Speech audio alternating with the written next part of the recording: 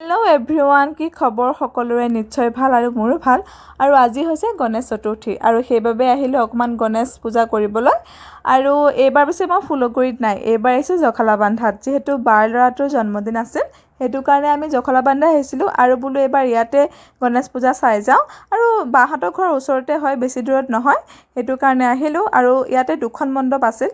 প্ৰথমখনত বহুত ভিৰ আছিল, সেইটো কাৰণে তাত নোসোমালোঁ, যিহেতু সৰু ল'ৰা ছোৱালীলৈ ভিৰৰ মাজত সোমালে অসুবিধা হয়, সেইটো কাৰণে।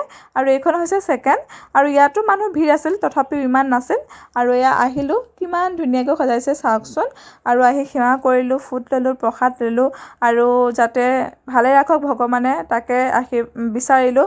আৰু মোৰ লগতে যাতে সকলোকে ভালে ৰাখক তাকে ভগৱানৰ ওচৰত কামনা কৰিছোঁ। সকলো ভালে থাকক, ভাল হওক সকলোৰে। আৰু এয়া আমাৰ টুইংকলে দেখিছেনে, জিভাখন একদম ব্লু হৈ আছে।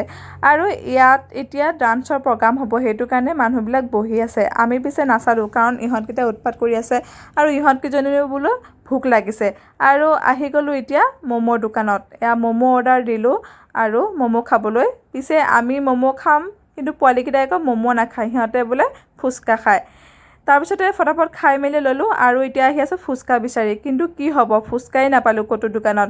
তাৰপিছত দুইটাকে যেনেকৈ ফুচুলাই মেলি লৈ পেলাই দোকান এখনলৈ লৈ গ'লোঁ, আৰু তাতে বহুত বস্তু আছে। পোৱালীহঁতে দেখি একদম পাগলা হৈ গৈছে। তাৰপিছতে সিহঁতে চইচ কৰিলে জেলি, আৰু জেলি কিনি দি আহি